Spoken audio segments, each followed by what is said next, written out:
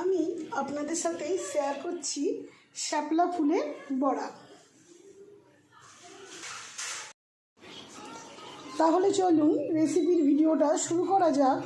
রেসিপির উপকরণগুলো জেনে নিই। লাগছে শাপলা ফুল, বেসন, চালগুড়ি, পেঁয়াজ কুচি, লঙ্কা কুচি, কালো জিরে, হলুদ গুঁড়ো, আর লাগছে নুন, সাদা তেল। এরপর শাপলা ফুলটা পরিষ্কার করে ধুয়ে নিচ্ছি।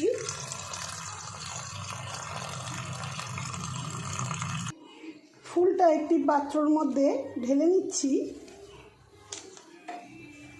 ফুলের মধ্যে নিয়ে নিচ্ছি একটি বড় সাইজের পেঁয়াজ কুচি,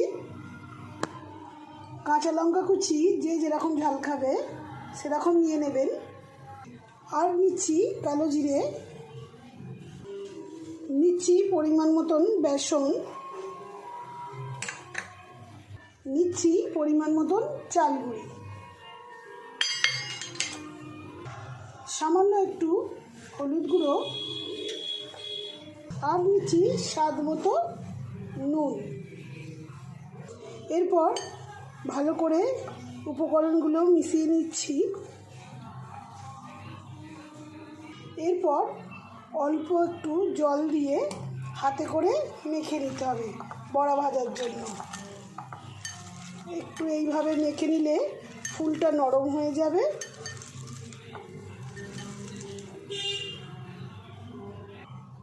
শাপলা ফুলের মধ্যে চালগুড়িটা ব্যবহার করেছি যাতে মুচমুচে হয়। এখন বড়াটা ভাজার জন্য ফুলের মাখাটা রেডি হয়ে গেছে। এরপর গরম কড়ার মধ্যে পরিমাণ মতন সাদা তেল দিয়ে দিচ্ছি। এরপর গরম তেলের মধ্যে বড়াগুলো একে একে ভেজে নিচ্ছি। বড়াগুলো সব একে একে ভাজছি। গ্যাসের ফ্লেমটা মিডিয়াম রেখে ভেজে নিচ্ছি। এখন বড়াগুলোর এক পিঠ ভাজা হয়ে গেছে, উল্টে অপর পিঠটা ভেজে নিচ্ছি। এই বড়াগুলো কিন্তু গরম ডাল ভাতের সময় খেতে কিন্তু দারুণ লাগে। আপনারা অবশ্যই বাড়িতে একবার ট্রাই করবেন। বড়াগুলো এখন ভাজা হয়ে গেছে, আমি একটি পাত্রের মধ্যে তুলে নিচ্ছি।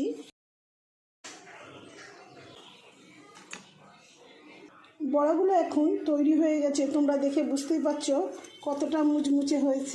রেসিপিটা যদি ভালো লাগে লাইক, শেয়ার, কমেন্ট করে দেবেন এবং আমার চ্যানেলটিকে সাবস্ক্রাইব করে দেবেন। ধন্যবাদ।